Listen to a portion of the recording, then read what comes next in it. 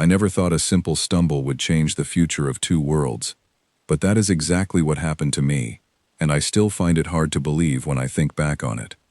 My name is Ethan Cole, and I was one of the lowest-ranked members of the human diplomatic team stationed aboard the Veltari flagship, a massive silver vessel that looked more like a floating cathedral than a spaceship. My job was simple. I carried data pads, delivered messages, and made sure the human ambassador never had to lift a finger for small tasks. I was not important. I was not special. I was just a tired man, doing a boring job far away from home. The Veltari were an ancient alien race, tall and slender, with pale blue skin that shimmered faintly under light, like the surface of a calm lake at night. They were graceful in every movement, and they spoke in soft, musical voices that made even simple sentences sound like poetry. Their technology was far beyond ours. Their ships could fold space. Their medicine could heal wounds that would kill a human in seconds. And yet, for all their power, they were dying. A strange sickness had spread through their royal bloodline for 3 generations. Doctors called it the withering. It drained the body slowly, turning strong warriors and wise elders into hollow shadows of themselves. No cure had ever been found, despite centuries of research. The worst part was that it always struck the royal family first, as if fate itself had chosen them to suffer. The latest victim was the princess, Sailira Vothrin, heir to the Veltari throne. I had seen her only once before, from a distance, during a formal ceremony. She had walked with quiet pride, her eyes calm, her presence commanding respect without a single word. She was beautiful in a way that felt otherworldly, but what struck me most was her expression. She looked tired, not from lack of sleep, but from carrying the weight of an entire dying species on her shoulders. Within days of that ceremony, she collapsed. The withering had taken hold of her fast, faster than any case before. The whole ship fell into a hush, as if grief had already settled in before death had even arrived. I was not supposed to be anywhere near the medical wing that day. My job was to deliver a datapad containing updated trade documents to one of the royal advisors. I walked briskly through the long silver corridors, trying not to draw attention to myself, when the ship suddenly shook. An alarm blared through the halls. Red light pulsed against the walls. I later learned it was a minor system malfunction, nothing dangerous, just a brief power surge in one of the engine rooms. But at that moment, all I knew was that the floor tilted beneath my feet, and I lost my balance completely. I reached out instinctively, the way anyone does when they are about to fall. My hand found something solid, something warm, and I gripped it tightly to keep myself from crashing to the ground. When the shaking stopped and the alarm faded into silence, I opened my eyes and realized what I had done. I was standing in the medical chamber. I had stumbled straight into the most restricted room on the entire ship, and the thing I had grabbed to steady myself was the arm of Princess Sailira, lying pale and motionless on a raised medical bed. For a moment, nobody moved. The guards standing near the entrance stared at me in complete shock, as if I had just committed the greatest crime in Veltari history. In their culture, touch was something sacred and dangerous, especially when someone was sick. They believed contact could spread illness between bodies, even illnesses that had nothing to do with touch at all. It was an old belief, deeply rooted in their history, and breaking it during a medical crisis was almost unthinkable. "Remove your hand," one of the guards said, his voice sharp with alarm. I froze, terrified, and slowly pulled my hand back. But before I could even apologize, something happened that made every guard in the room go silent. The monitors beside the princess's bed, which had been flashing warning signals moments before, suddenly steadied. The erratic lines representing her heartbeat smoothed into a calm, steady rhythm. Her skin, which had been an alarming shade of gray, began to regain a faint blue glow, the healthy color I remembered from the ceremony. The head physician, an elderly Veltari named Dr. Ilvath, rushed to her side, his eyes wide with disbelief. He scanned the readings again and again, as if he could not trust his own instruments. "This is not possible," he whispered. The guards exchanged nervous glances. Nobody understood what had just happened, and neither did I. Before I could process anything, 4 armed guards surrounded me and escorted me out of the chamber. I did not resist. I was too stunned to even speak. My mind was racing, trying to understand what I had just witnessed. Had I hurt her? Had I somehow made things worse? The fear of causing harm to the future ruler of an entire civilization sat heavy in my chest. I was taken to a small holding room, sparse and quiet, with a single chair and a table. I sat there for what felt like hours, though it was probably only 30 minutes, waiting for someone to explain what my fate would be. Diplomatic immunity meant little if I had caused irreversible damage to the heir of the throne. Finally, the door opened, and to my surprise, it was not a guard who entered, but Dr. Ilvath himself, along with our human ambassador, Miriam Hayes. "Ethan," Ambassador Hayes said carefully, her expression unreadable. "Can you explain exactly what happened in that room?" I told them everything. The alarm, the stumble, the accidental grip on the princess's arm. I left nothing out, worried that any missing detail might be used against me. Dr. Ilvath listened closely, his four-fingered hands folded in front of him. When I finished, he was quiet for a long moment before speaking. "Her vital signs improved the instant you made contact," he said. "In all my years of practicing medicine, I have never seen anything like it. The withering has never responded to any treatment, biological or technological. And yet a single touch from you appears to have stabilized her condition, even if only temporarily."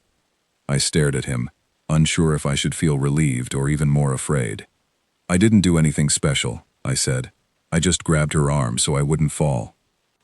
"That is precisely what makes this so remarkable," he replied. Ambassador Hayes looked at me with a mixture of curiosity and concern. "They want to run some tests, Ethan. Nothing invasive. They want to understand what happened. Are you willing to cooperate?" I nodded immediately.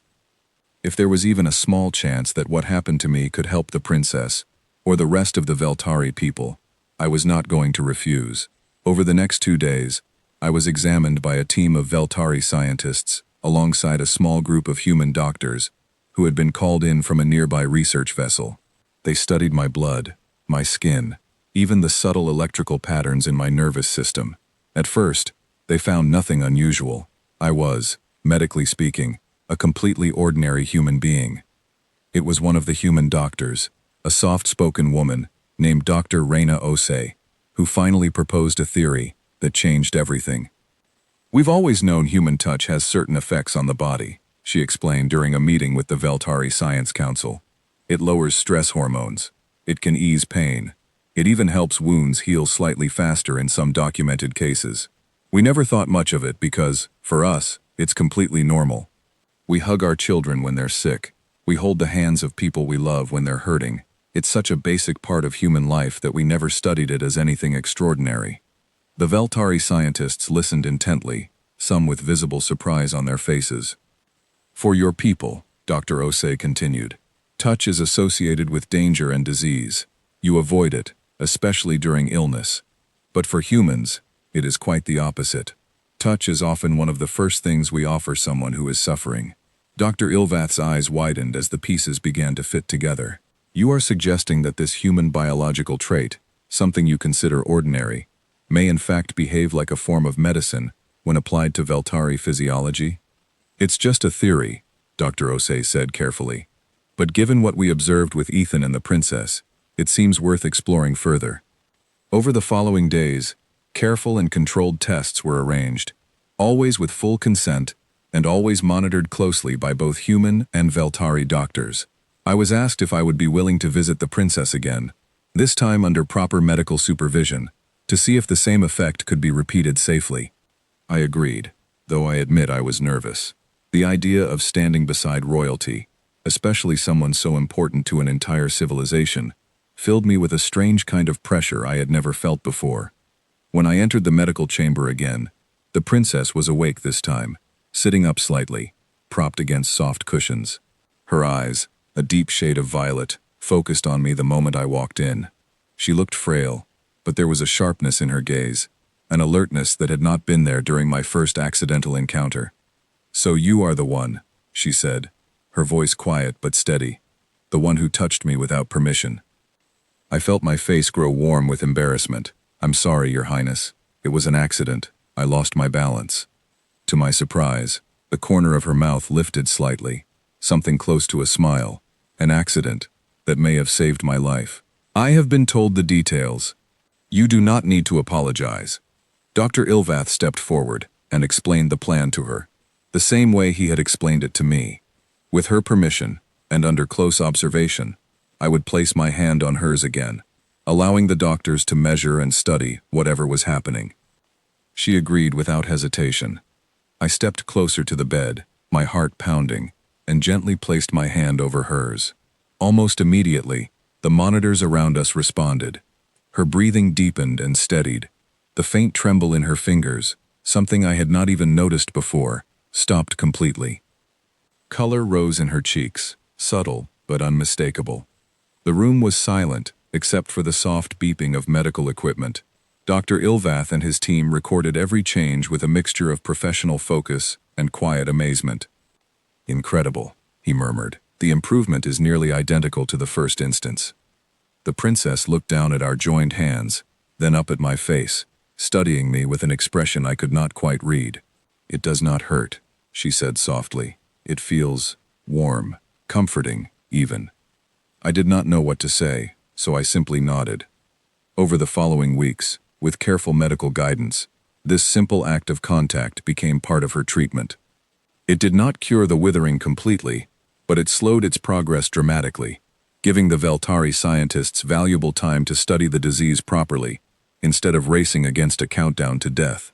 For the first time in 3 generations, there was real hope that a lasting cure might be found. News of what had happened spread quickly through the ship, and eventually through Veltari space itself. Many were stunned to learn that something as simple as human touch, an act so casual and common that humans barely thought about it, could have such a profound effect on their people. It challenged deeply held beliefs about touch and disease that had existed in their culture for centuries. The king and queen, Celira's parents, requested a private audience with me. I stood nervously before them in the grand throne hall, unsure of what to expect. They were tall, dignified figures, their expressions carrying the same graceful calm I had seen in their daughter. "You have given our family something we had almost stopped hoping for," the queen said gently. Time. Time to find answers. Time to see our daughter smile again, without fear hanging over every moment."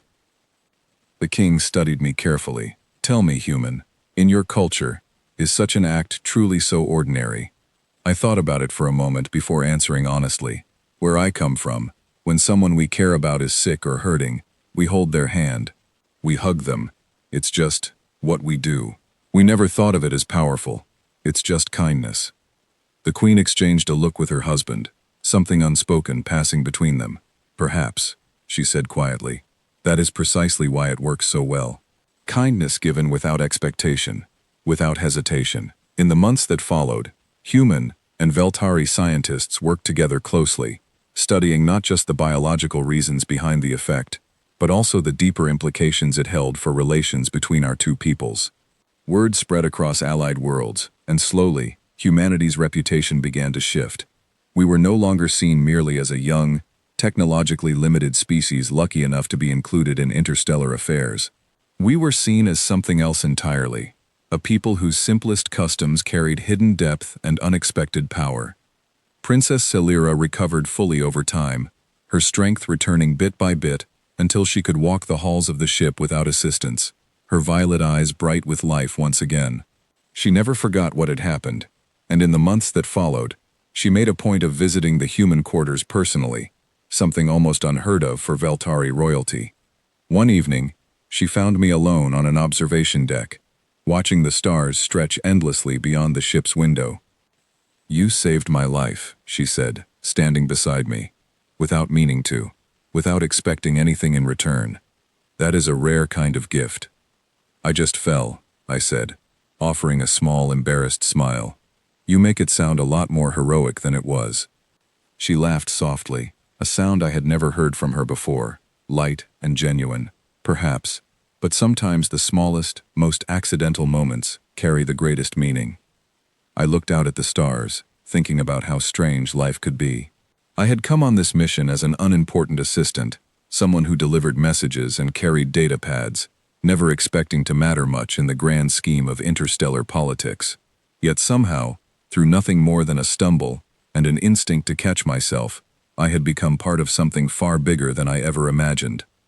Humanity, it turned out, carried within its simplest habits something the galaxy had never fully understood, a quiet strength hidden in everyday kindness.